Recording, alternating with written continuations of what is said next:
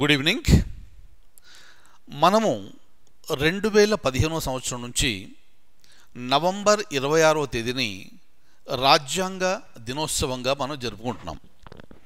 అలా జరుపుకోవడానికి గల కారణం ఏమిటి అంటే, మన భారత రాజ్యాంగాన్ని మనం రాజ్యాంగ పరిషత్తు ద్వారా నవంబర్ 26, 1949న మనం ఆమోదించడం జరిగింది. అలా ఆమోదించిన రాజ్యాంగం అమలులోకి వచ్చింది ఎప్పుడు అంటే జనవరి 26, 1950. సో అప్పటి నుంచి మన చక్కగా ఇటువంటి బ్రహ్మాండమైన రాజ్యాంగం అనుకుంది. అయితే దీని గురించి మనం కొన్ని విషయాలు తెలుసుకోవాలి అంటే మనం డిసెంబర్ 9, 1946కు మనం వెళ్ళాలి. ఆ డేట్ యొక్క ఆ తేదీ యొక్క విశిష్టత ఏమిటి అంటే, డిసెంబర్ 9, 1946న రాజ్యాంగ పరిషత్తు యొక్క మొట్టమొదటి సమావేశం జరిగింది. ఆ సమావేశానికి అధ్యక్షత వహించింది డాక్టర్ సచ్చిదానంద సిన్హా. సరిగ్గా 2 రోజుల తర్వాత అంటే డిసెంబర్ 11, 1946 ఆ తేదీన డాక్టర్ బి రాజేంద్ర ప్రసాద్ని కాన్స్టిట్యూయెంట్ అసెంబ్లీ ప్రెసిడెంట్గా ఎన్నుకోవడం జరిగింది. కాన్స్టిట్యూయెంట్ అసెంబ్లీకి అధ్యక్షత వహించింది ఎవరు అంటే డాక్టర్ బి రాజేంద్ర ప్రసాద్. అలాగే తాత్కాలిక అధ్యక్షుడిగా వ్యవహరించింది ఎవరు అంటే ఆన్సర్ వచ్చేసి doctor Sachchidananda Sinha. So December 9న జరిగింది, డిసెంబర్ 11న జరిగింది. ఆ తర్వాత సరిగ్గా 2 రోజులకు అంటే డిసెంబర్ 13, 1946న జవహర్లాల్ నెహ్రూ ఆబ్జెక్టివ్స్ రిజల్యూషన్స్ అనేది రాజ్యాంగ పరిషత్తులో ప్రవేశపెట్టడం జరిగింది. ఏమిటి ఆబ్జెక్టివ్స్ రిజల్యూషన్స్ అంటే, ఈరోజు మనం రాజ్యాంగం కనుక చూస్తే ఆ రాజ్యాంగంలో మనకు ముందుగా కనిపించేది పీఠిక. దాన్ని మనం ఇంగ్లీష్లో ప్రియాంబుల్ అంటున్నాం. ఆ పీఠిక ఏమిటి అంటే, డిసెంబర్ 13, 1946న జవహర్లాల్ నెహ్రూ గారు ప్రవేశపెట్టిన ఆబ్జెక్టివ్స్ రిజల్యూషన్ని మార్చి మనం దాన్ని పీఠికగా మనం యూజ్ చేస్తున్నాం. పీఠిక అంటే రాజ్యాంగానికి సంబంధించిన ఒక పరిచయం. కాబట్టి ఈ పీఠిక కనుక మనం బాగా చదివితే, ప్రియాంబుల్ కనుక మనం బాగా చదవగలిగితే, దాంట్లో ఉన్న ఎసెన్స్ని బాగా అర్థం చేసుకుంటే మనకు రాజ్యాంగంలోని విలువల గురించి మనకు బాగా తెలుస్తుంది. అందుకే నేను ప్రతి క్లాస్లో కూడా మీకు ఎప్పుడు చెప్తుంటాను, మనం ఏదైతే సూపర్ఫిషియల్గా చదువుతుంటామో అది మనకు సబ్జెక్టు వచ్చినట్టుగానే ఉంటుంది, కానీ అది లోతుగా అర్థం కాదు. కాబట్టి ఈ సబ్జెక్టు ఎప్పుడు కూడా పైపైన చదవకుండా దాని లోతుల్లోకి వెళ్ళి విశ్లేషించగలగాలి మనం. అటువంటప్పుడు ఆ సబ్జెక్టు మీద పట్టు వస్తుంది. ఎగ్జామినేషన్లో అడిగే ఏ ప్రశ్నకైనా సమాధానం గుర్తించే శక్తి వస్తుంది. అలాగే మెయిన్స్లో దానికి సంబంధించిన ప్రశ్న ఏమైనా వచ్చినప్పుడు విశ్లేషణతో కూడి మనం ఆన్సర్ రాయగలిగే సామర్థ్యము మనలో పెరుగుతుంది. కాబట్టి సబ్జెక్ట్ ఏదైనప్పటికీ దాన్ని చాలా ఇన్డెప్త్ ఎనాలిసిస్ అనేది ఇంపార్టెంట్. అలాగే మనం రాజ్యాంగం విషయాన్ని కనుక మనం తీసుకుంటే, ఇది ఈ పోటీ పరీక్షలకు ప్రిపేర్ అయ్యే విద్యార్థులకు మాత్రమే కాకుండా ప్రతి ఒక్క భారతీయుడు ఖచ్చితంగా చదవవలసిన అద్భుతమైనదే మన రాజ్యాంగం. దానివల్ల మనకు రాజ్యాంగ విలువల గురించి మనకు తెలుస్తాయి. కానీ ఏమవుతుంది, ఇక్కడ స్కూళ్ళల్లో మనం చదివిన తర్వాత ఇంటర్మీడియట్కి వెళ్ళినా ఆ తర్వాత పై చదువులకి ఇక్కడ రాజ్యాంగం నుంచి చాలామంది దూరం వెళ్ళడం జరుగుతుంది.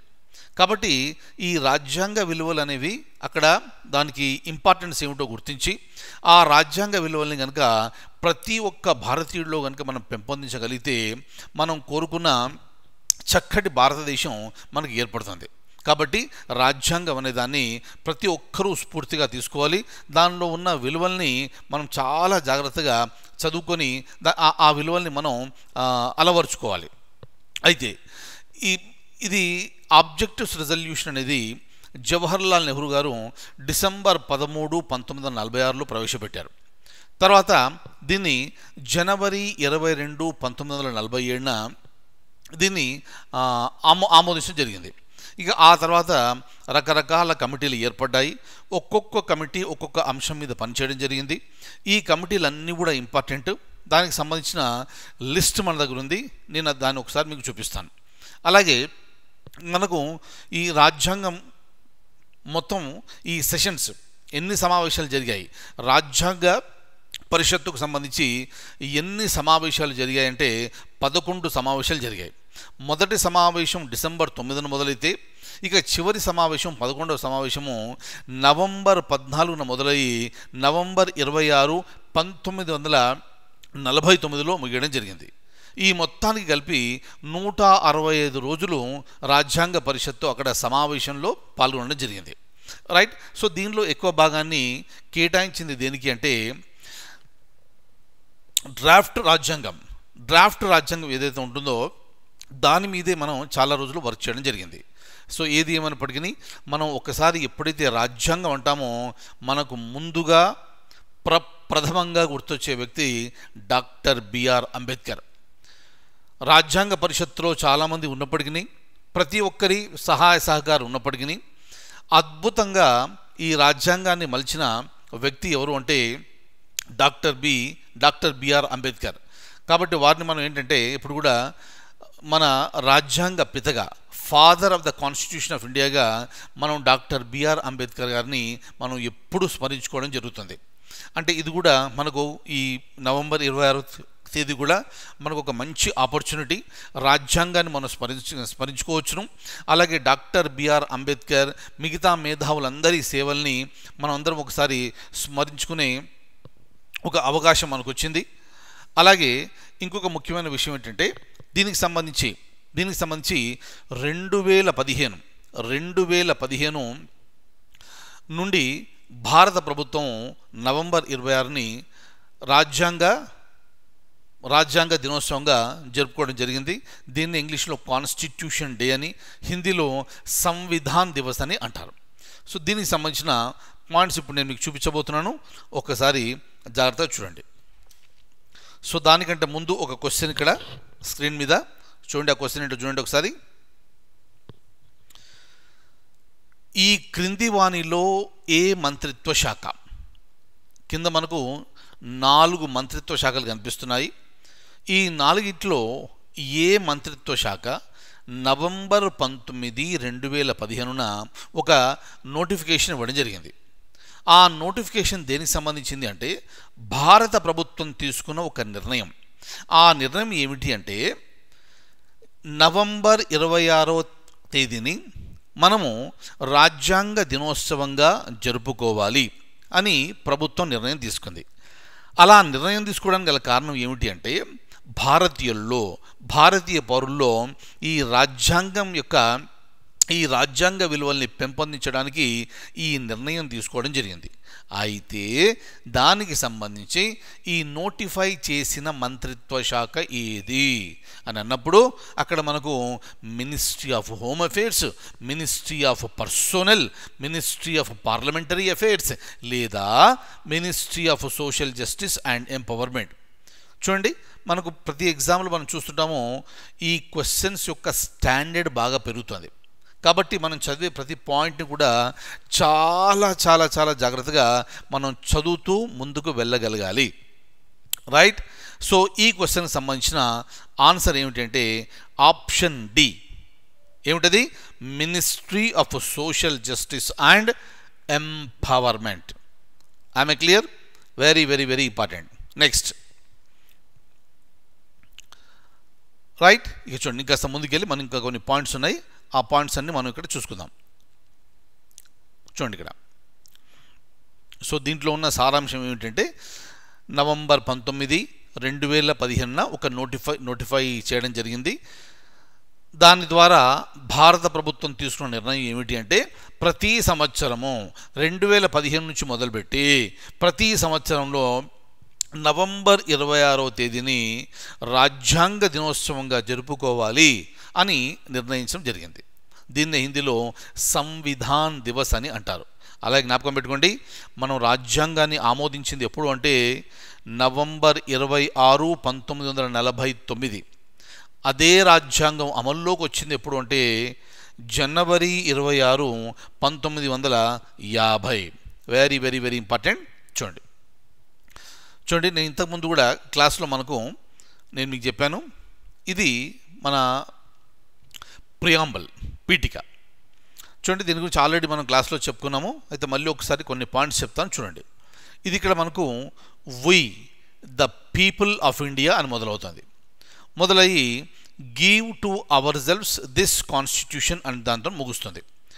సో చూస్తే మనకు ఈ ప్రియాంబుల్ అంతా ఒక పేజీలోనే వచ్చేస్తుంది. కానీ ఈ ప్రియాంబుల్లో ఉన్న ప్రతి ఒక్క పదం చాలా చాలా ఇంపార్టెంట్. దాని గురించి మనం చాలా క్షుణ్ణంగా మనం పాలిటీ క్లాస్లో చెప్పుకున్నాము. ఒక్కసారి అది రివైజ్ చేయండి. అయితే ఇప్పుడు నేను మీకు ఒక చిన్న విషయం చెప్పదలుచుకున్నాను. మీరు ఇక్కడ జాగ్రత్తగా చూస్తే we the people of India having solemnly resolved to constitute India into a sovereign democratic republic. చూడండి, మీరు ఒక్కసారి కనుక మనం చెప్పిన క్లాసులు రివైజ్ చేస్తే మనకి ఇక్కడ సావరిన్ డెమోక్రాటిక్ రిపబ్లిక్ అనే 3 పదాలు కనిపిస్తున్నాయి. కానీ మనం క్లాస్ చెప్పుకునేటప్పుడు అక్కడ sovereign, socialist, secular, democratic republic అని 5 పదాలు మనం చెప్పుకోవడం జరిగింది. అయితే ఎగ్జామినేషన్లో అడగడానికి అవకాశము ఆస్కారం ఉన్న క్వశ్చన్ ఏమిటి అంటే ఈ సోషలిస్ట్ అండ్ సెక్యులర్ అనే పదాలని రాజ్యాంగంలోని పీఠికలో ఏ సంవత్సరంలో చేర్చడం జరిగింది? ఆన్సర్ వచ్చేసి 1976. అంటే మన ప్రారంభిక రాజ్యాంగంలో పీఠికలో మనకు సోషలిస్టు, సెక్యులర్ అనే పదాలు కనిపించవు, కానీ ఇప్పుడు కనిపిస్తున్నాయి.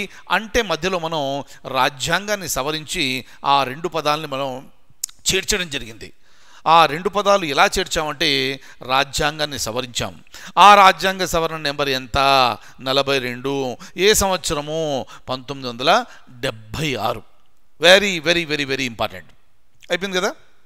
అలాగే మనం క్లాసులో చక్కగా చెప్పుకున్నాం ఇవన్నీ. జస్టిస్ అంటే ఏమిటి, లిబర్టీ అంటే ఏమిటి, ఈక్వాలిటీ అంటే ఏమిటి, ఫ్రెటర్నిటీ, ఇవన్నీ చెప్పుకున్నాం.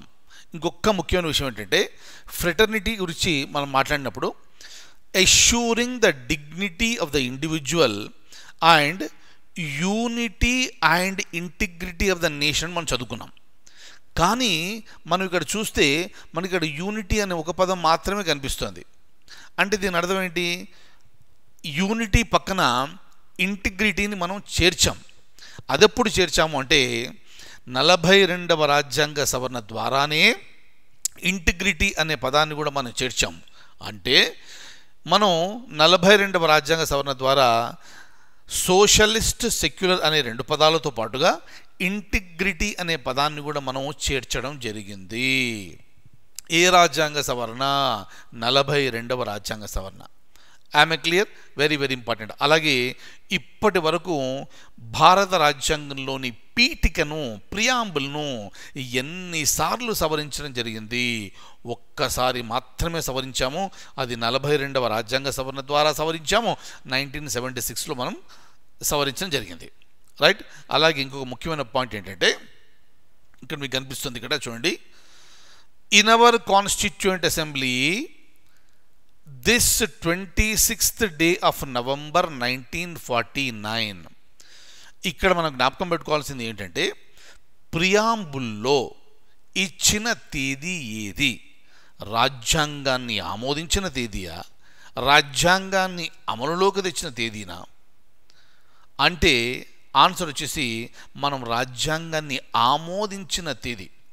చూడండి, కొన్ని సంవత్సరాల క్రితం సివిల్ సర్వీసెస్ ఎగ్జామినేషన్లో ఈ ప్రశ్న ఇచ్చారు.